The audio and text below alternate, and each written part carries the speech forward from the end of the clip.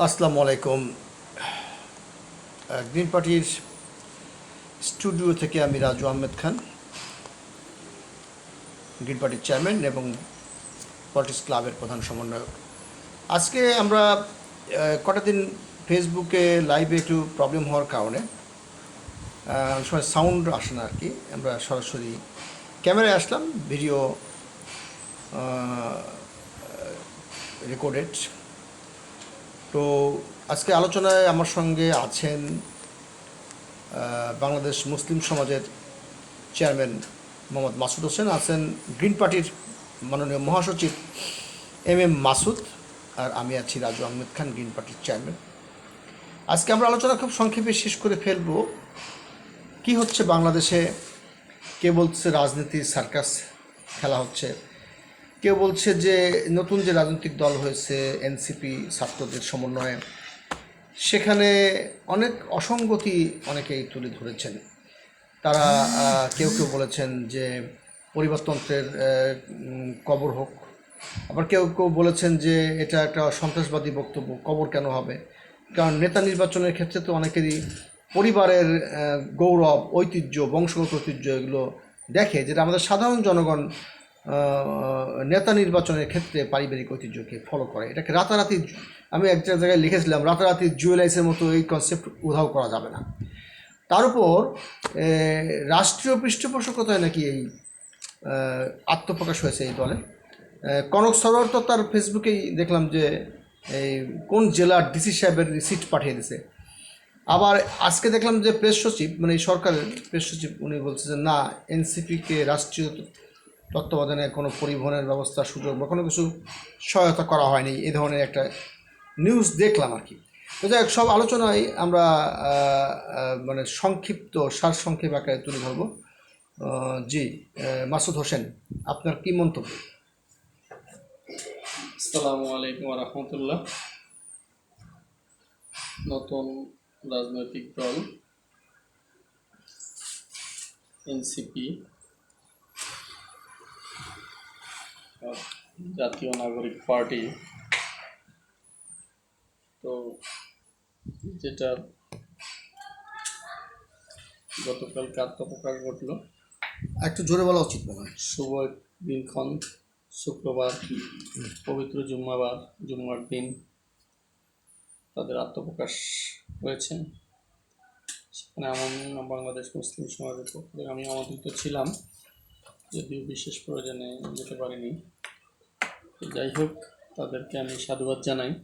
আপনি আমন্ত্রণ পেয়েছে কি দলগতভাবে না জোটগতভাবে? এটা আমাদের একটা নাগরিক মঞ্চ আছে, জোটগতভাবে। ওই দাওয়াত তো আমরাও পাইছিলাম, হ্যাঁ। এরকম আপনারাও পাইছিলেন। আপনি যেহেতু আমাদের সাথে নাগরিক মঞ্চে আছেন, তো আমরাও পাইছিলাম। যাই হোক, এখন বিষয় হলো, একটি দল আত্মপ্রকাশ করেছে, এটা নিঃসন্দেহে একটা ভালো দিক। আগামী দিনের রাজনীতির জন্যে একটি শুভ ফল বয়ে আনবে। বাংলাদেশের যে পরিবার কেন্দ্রিক রাজনীতি, যেমন একদিকে পূর্বে ছিল শেখ পরিবার, আরেকদিকে জিয়া পরিবার, এরকম আরেকদিকে ছিল যে এরশাদের পরিবার, বা আর একদিকে আছে ইসলাম পরিবার। মানে ইসলাম পরিবার না, ইসলামরা আসলে ভিন্ন দিকে আছে। ইসলামের গণতান্ত্রিক পদ্ধতিতে নেতা নির্বাচন করে, সেখানে পরিবারতন্ত্রের সুযোগ নাই। তো যাই হোক, তিনটা দল আগে আমরা জানতাম, জাতীয় পার্টি, বিএনপি, আওয়ামী লীগ, এই তিনটা দলই ছিল পরিবার কেন্দ্রিক। আচ্ছা, আমি একটু অনুরোধ করব আমাদের গ্রিন পার্টির মাননীয় মহাসচিব এই আলোচনায় সঞ্চালকের দায়িত্ব গ্রহণ করবেন আশা করি। কারণ আমাদের অতিথি মুসলিম সমাজের, বাংলাদেশ মুসলিম সমাজের চেয়ারম্যান, ওনাকে মাঝে মাঝে একটু আপনি বিরক্ত করবেন আর কি, প্রশ্ন করে। জি, শুভকামনা। আসলে বর্তমান যে পরিবেশ পরিস্থিতি, এটা আসলে বিভিন্ন রকমের বিষয় হয়ে যাচ্ছে। আমি আমার কার্যক্রম করছি একরকমভাবে, ব্যক্তিকেন্দ্রিকভাবে, আবার কখনো গোষ্ঠীকেন্দ্রিকভাবে, কখনো রাজনৈতিকভাবে। এখন বিষয়টা হচ্ছে আমরা অথবা আমাদের সংগঠন, এই যে বিষয়গুলো, এগুলো দ্বারা তো বিভিন্ন ধরনের পরিবেশ পরিস্থিতি তৈরি হচ্ছে প্রতিনিয়ত, অথবা স্বাভাবিক যে কার্যক্রম সেগুলোতে আসলে বিঘ্ন ঘটাচ্ছে। এই বিষয়ে যদি আপনি একটু বলতেন। আচ্ছা, আমি পূর্বের বক্তব্যটা একটু শেষ করি, তারপরে আপনার নতুন করে বলবো।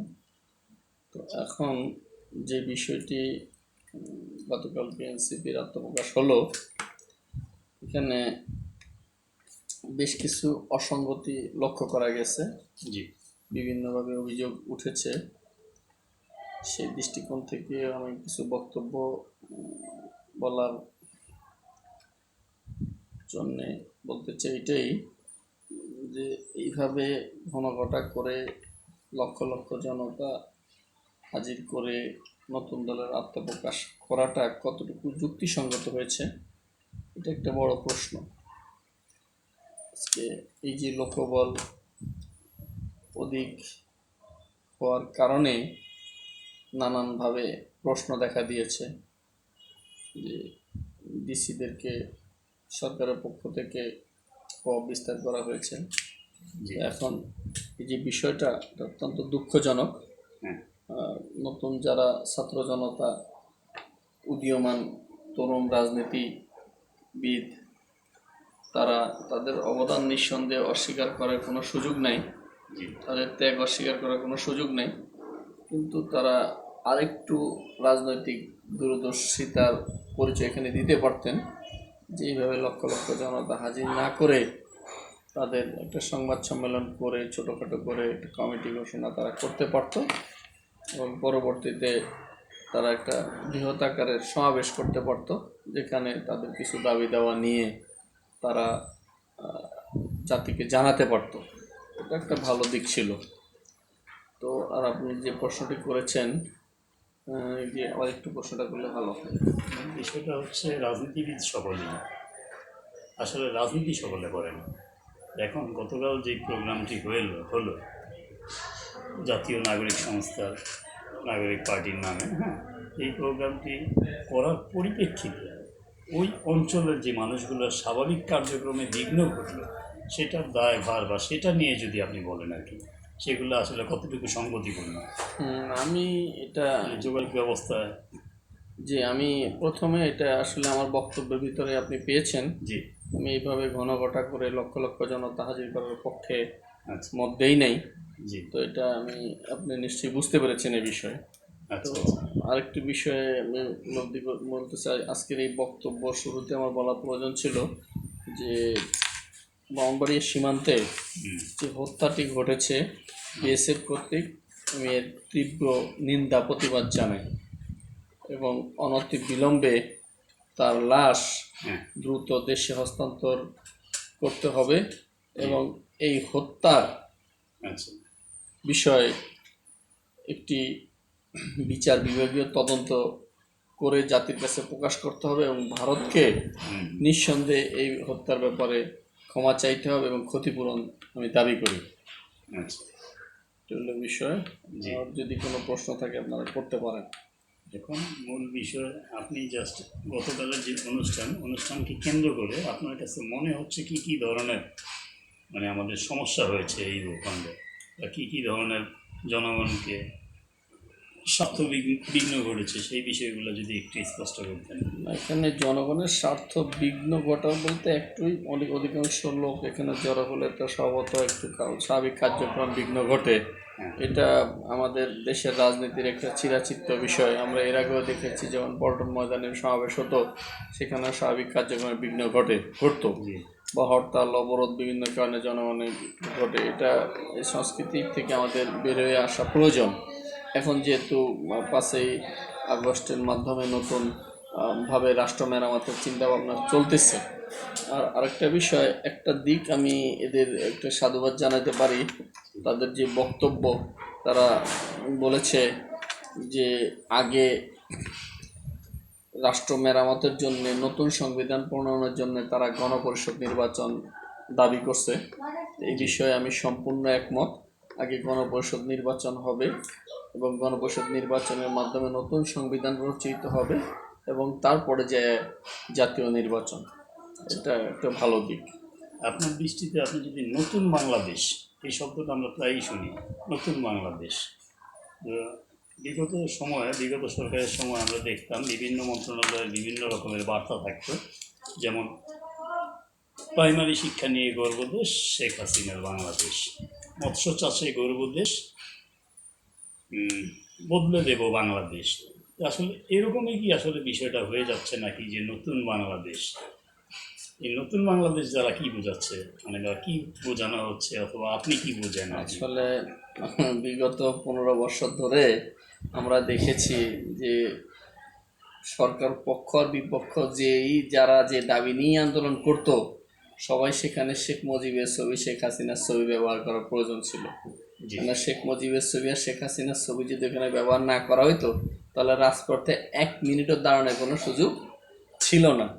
এবং এই যে বৈষম্য বিরোধী আন্দোলন জি, যখন শুরু হয়, তখনও কিন্তু এই শেখ মুজিব, শেখ হাসিনার ছবি কিন্তু ব্যবহার করে রাজপথে নামা আচ্ছা, প্রয়োজন ছিল। তো আর এখন এই যে নতুন বাংলাদেশের কথা বলতেছেন, সেটার বক্তব্য হলো এরকম যে 54 বৎসরে যে আমাদের দেশ স্বাধীন হলো, এই স্বাধীনতার 54 বৎসরে আমরা প্রকৃত স্বাধীনতার স্বাদ পাইনি। এর মূল আচ্ছা, কারণ হলো এই ভারতের আধিপত্যবাদ আমাদেরকে স্বাধীনতার প্রকৃত স্বাদ পাওয়া থেকে বিরত রেখেছে। এখন নতুন বাংলাদেশের সেটা তো নেতৃত্বের দুর্বলতা হতে পারে। না, এখানে বিষয় হলো আমাদের মূল যে সমস্যাটা হয়েছে, আমরা 71-এ ভারতের অনুকম্পার মাধ্যমে স্বাধীনতা লাভ করেছি। আচ্ছা, এটি হলো আমাদের সবচেয়ে বড় ভুল হয়েছে। আচ্ছা, এখানে এটা হলো আমাদের মূল সমস্যা। মানে সেটা নেতৃত্বের ভুল ছিল। হ্যাঁ, নেতৃত্বের ভুল ছিল। জি, এখন এই যে নতুন বাংলাদেশ, নতুন স্বাধীনতার কথা বলতেছে, নতুন সূর্যের কথা বলা হচ্ছে, জি, এটা হলো 5ই আগস্টের পরে হুম, জাতি স্বপ্ন দেখেছে যে আমরা নতুনভাবে এই দেশটাকে সাজাবো এবং ভারতীয় আধিপত্যবাদ মুক্ত একটি রাষ্ট্র গঠন করব, জি, যেই দেশে জনগণ তার প্রকৃত স্বাধীনতার সুফল পাবে। এই জন্য রাষ্ট্র মেরামতের কথা বলা হয়েছে। রাষ্ট্র মেরামত করতে গেলে প্রথম প্রয়োজন সংবিধান পরিবর্তন, জি, অর্থাৎ হলো 72-এ যে সংবিধানটি রচিত হয়েছে ওটাকে পরিবর্তন করে নতুনভাবে সংবিধান প্রণয়ন করতে হবে এবং নতুন সংবিধানের মাধ্যমে রাষ্ট্র পরিচালিত হবে। এই জন্যই বলা হচ্ছে নতুন বাংলাদেশ। মানে বিষয়টা আসলে অনেক জটিল এবং দীর্ঘমেয়াদী আলোচনার বিষয়। তো আমরা আসলে সংক্ষিপ্ত পরিসরে আজকে বিষয়টাকে উত্থাপন করলাম। এই ভূখণ্ডের বিভিন্ন মানুষজন এটা নিয়ে বিশ্লেষণ করবে, মতামত দেবে। তো আপনাকে আজকের মতো ধন্যবাদ জ্ঞাপন করছি এবং শুভেচ্ছা। আমিও ছুটি নিচ্ছি। আমাদের যে মাননীয় চেয়ারম্যান জনাব রাজু আহমেদ খান, তাকেও শুভকামনা। যে ধন্যবাদ। আপনাদেরকেও ধন্যবাদ, ধন্যবাদ দর্শক শ্রোতাবৃন্দকে।